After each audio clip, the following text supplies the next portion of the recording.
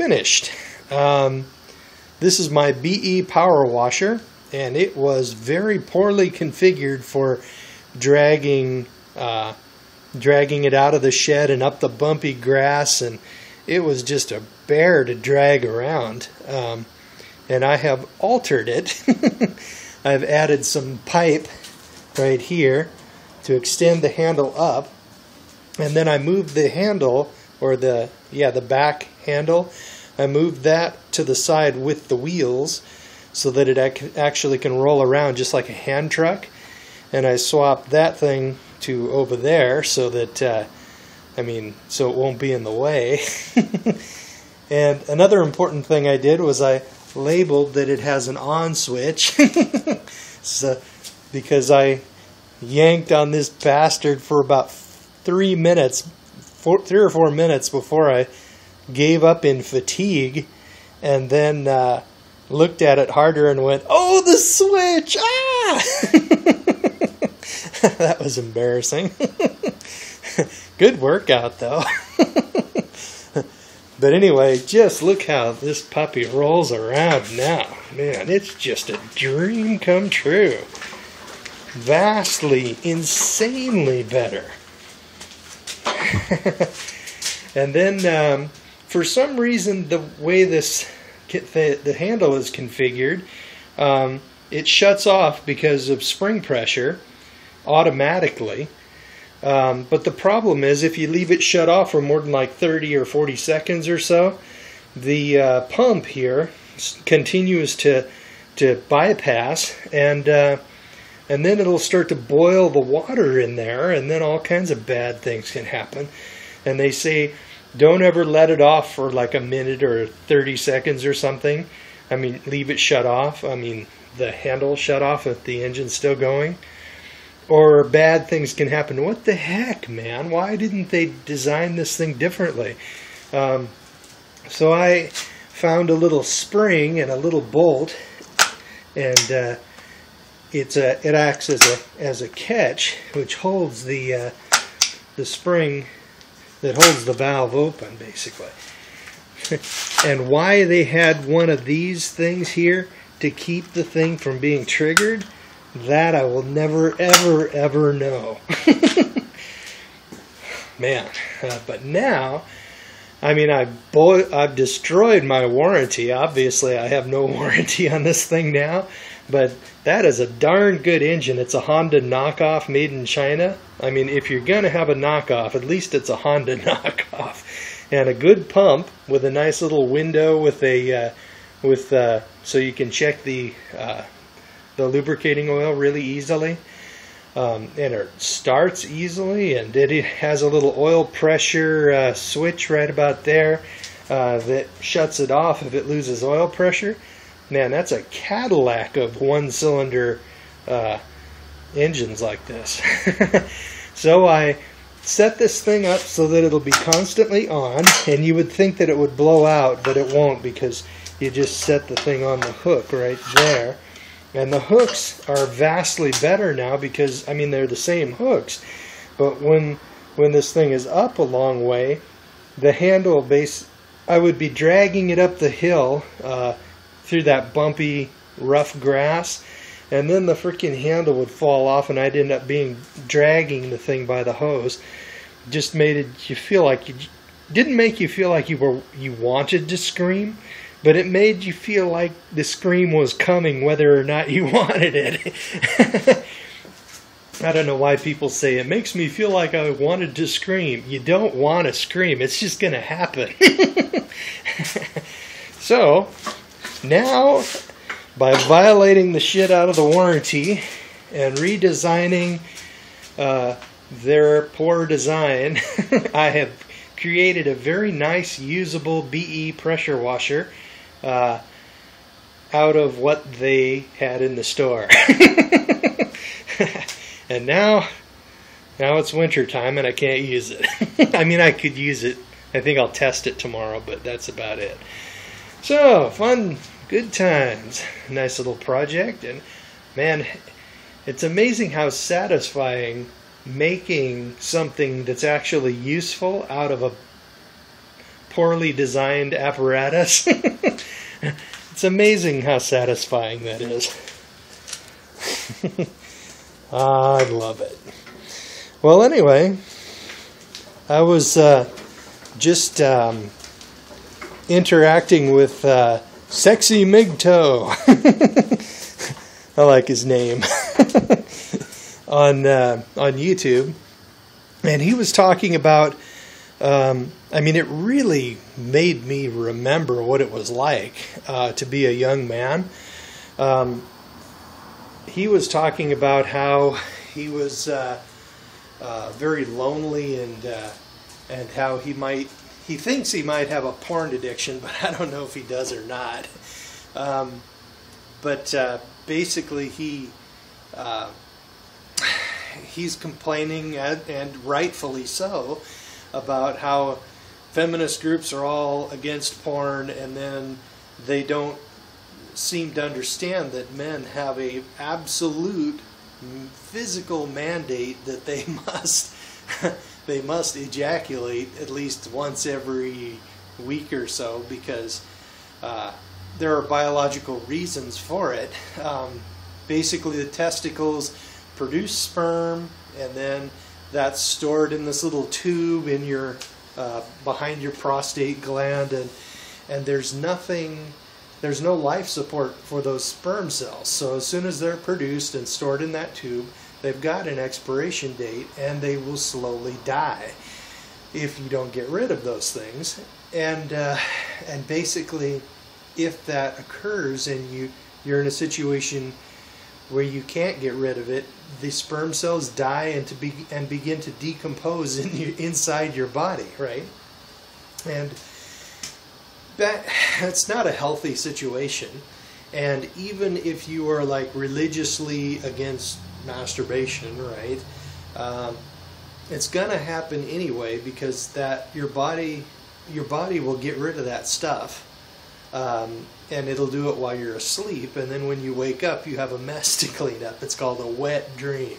And I've had a few of those as a young man, especially back in the military when there was almost no privacy. You couldn't fire off a round in privacy because the showers were just, there was just no place for that, you know.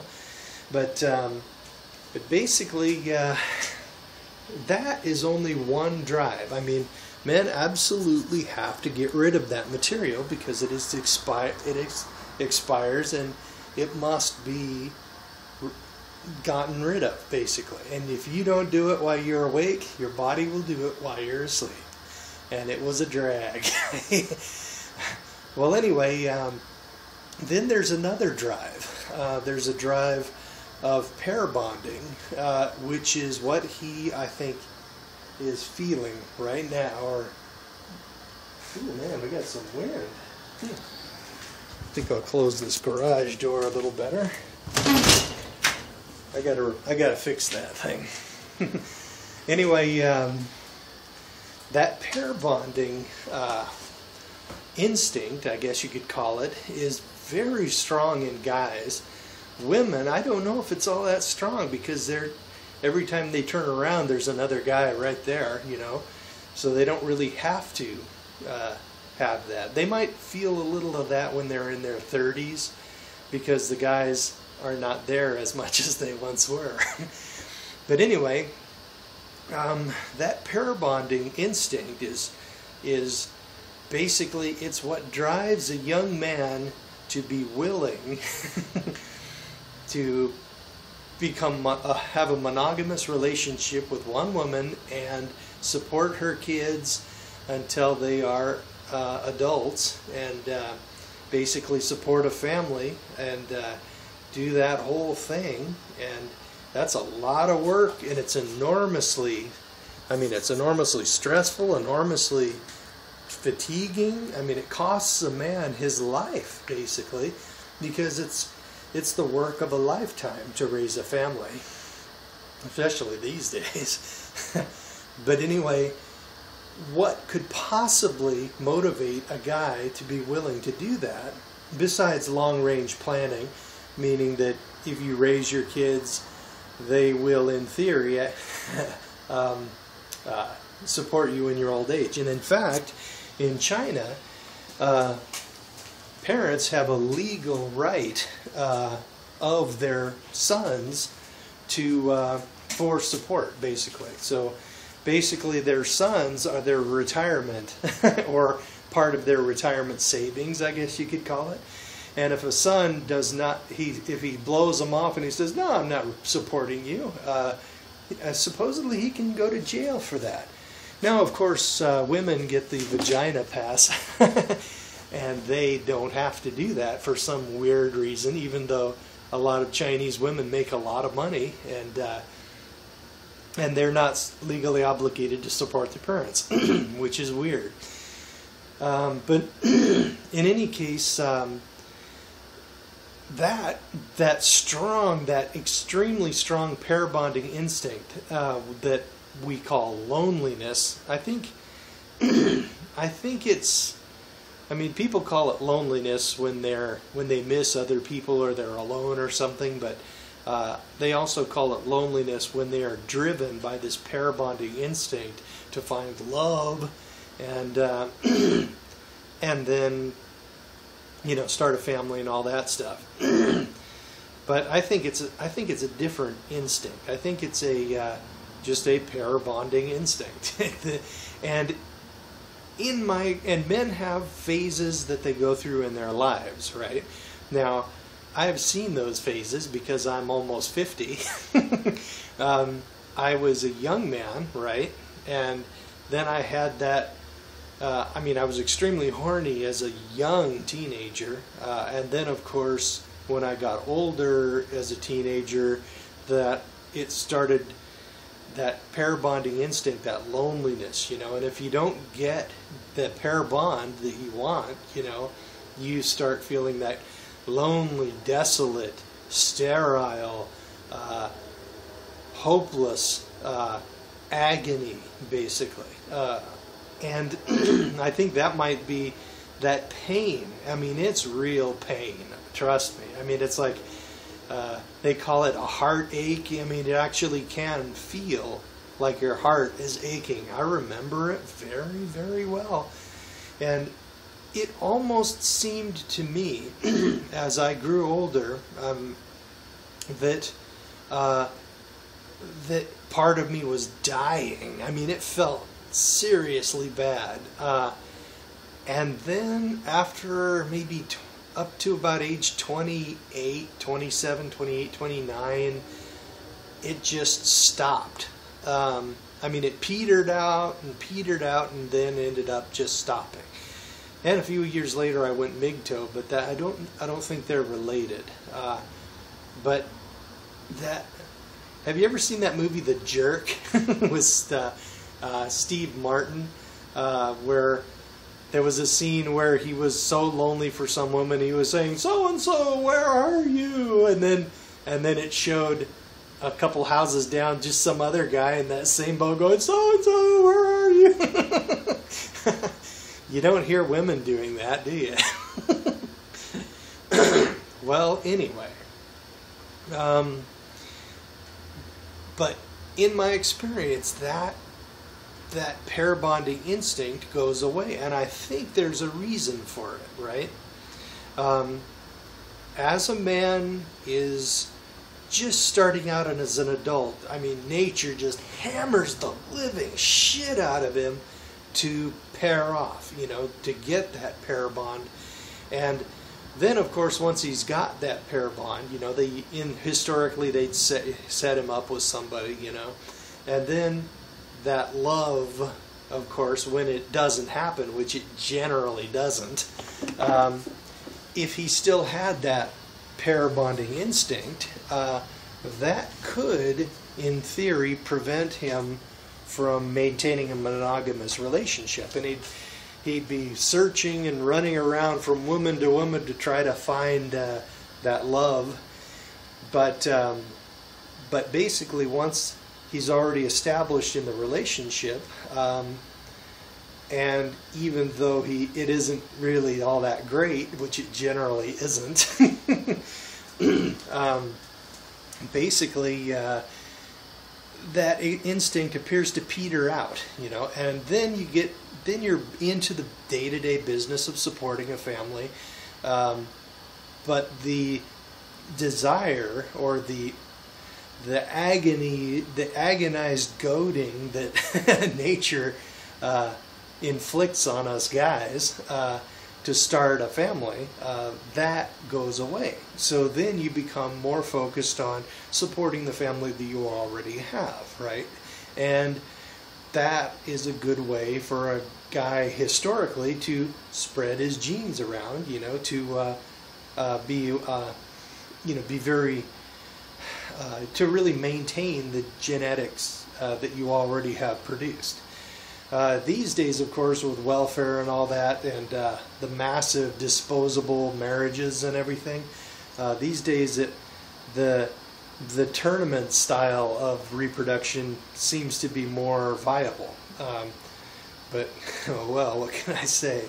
So as I reached the older side of 30s, that desire to, that constant goading that nature inflicts on us guys, it just was gone. I think it pretty much ended maybe 28, 29 or something like that. And then I was a heck of a lot happier, man. Enormously happier. But if I were in a normal situation with a normal culture that isn't on its way to suicide like the ones we have, these days, at age 50, I would already have adult children, and they would be helping on the farm or whatever craft I would be working in. Historically, men in my family tended to be warrior craftsmen, and and there are legends in our family that we were one of the early people who helped that guy McCormick create the Reaper and get it into mass production and do sort of an agricultural revolution. But basically, that's just a legend. We don't know if it's true or not. So anyway, normally I would have an adult kid. The daughter would probably be married off by now, and the kid would probably have a wife of his own, and my wife and I would be